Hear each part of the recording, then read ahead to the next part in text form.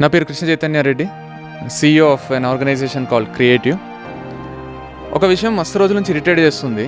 ఒక ఎగ్జాంపుల్ చెప్తా, నువ్వే చెప్పు నాకు. అంటే దీనికి ఎట్లా రియాక్ట్ అవుతావు, నువ్వు ఏం చేస్తావు, ఒకసారి ఒక చిన్న ఎగ్జాంపుల్ జస్ట్ నేను ఊహించుకో. ఆ ప్లేస్లో ఊహించుకోవడం పెద్ద కష్టమేం కాదు కదా, సాధించడం కష్టమేమో, కానీ ఊహ ఎంతసేపు. ఇప్పుడు తాజ్మహల్ ఊహించుకోవాలంటే కళ్ళ ముందు కనిపిస్తుంది మస్తు.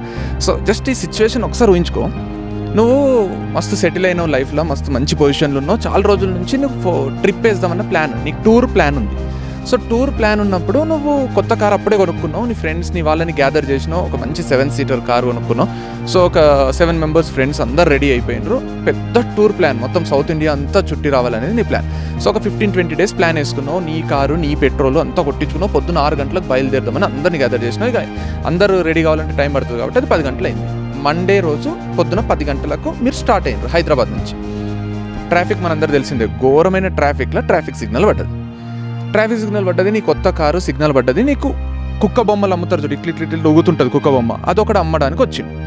నీకు మస్తు నచ్చింది, అద్దం దించినావు. ఎంత అని అడిగినావు? 100 రూపాయలు అని చెప్పి. నువ్వు 50 రూపాయలకు అడిగినావు. వాడు 90 రూపాయలకైతే ఇస్తా అన్నాడు. నువ్వు 60 అన్నావు.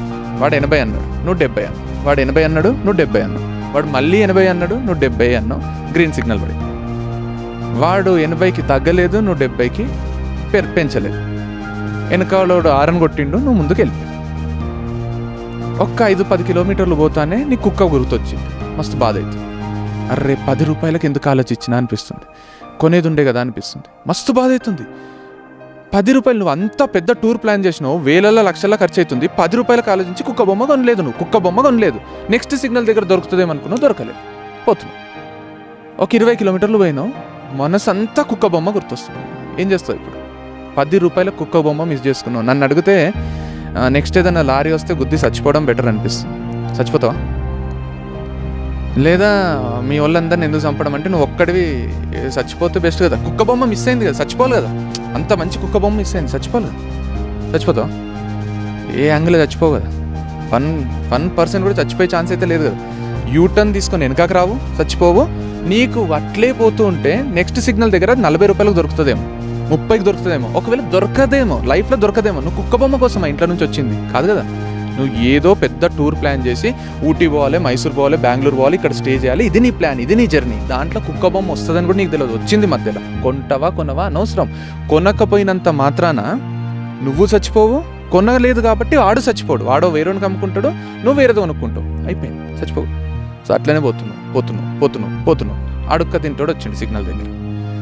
ఆడు అడుక్కుంటున్నాడు. నీ దగ్గర 2 రూపాయల కాయిన్ దొరికింది.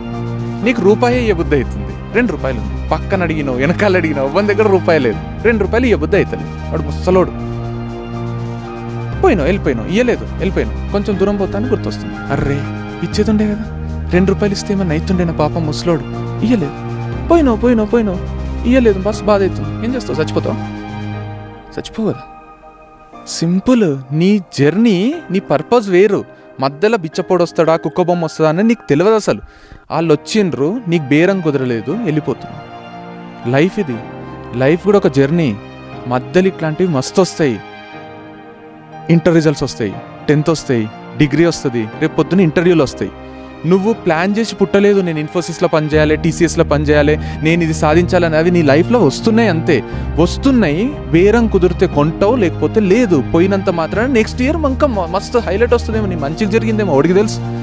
దానికోసము లైఫ్ లెండ్ చేసి సూసైడ్లు చేసి, సూసైడ్ నోట్లు రాసి, లైఫ్ యూ అమ్మ, మిస్ యూ డాడీ, పిచ్చి పట్టిందా ఏమన్నా? మస్తు ఇంత ఏజ్ వచ్చి, ఇంత తెలివచ్చి, ఒక్కరోజు డిసిషన్తో అవన్నీ అడుక్క తింటోళ్ళు, కుక్క బొమ్మలు అమ్మేటోళ్ళు ఉంటారు చూడు. ఒక ఇంటర్ కుక్క వచ్చింది మధ్యలో. రేపు ఇన్ఫోసిస్ అనరాదు కానీ రేపు ఇన్ఫోసిస్ బొమ్మ వస్తుంది, తర్వాత TCS బొమ్మ వస్తుంది. కొనకుంటే కొనకు. నీ లైఫ్ డెస్టినేషన్ మస్తు దూరం ఉంది. లైఫ్ డెస్టినేషన్ కానీ కదా, జర్నీ కదా లైఫ్. ఎంత జర్నీ అంటే లైఫ్.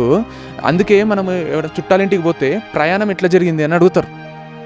ఎందుకు వచ్చినావని అడగారు, ప్రయాణం ఎట్లా జరిగింది. ఎందుకంటే లైఫ్ అంతా ప్రయాణమే. డెస్టినేషన్లు తిప్పి కొడితే ఒక 50 డెస్టినేషన్లు ఉంటాయి. 50 రోజులు ఉంటాయి నీ రిజల్ట్స్.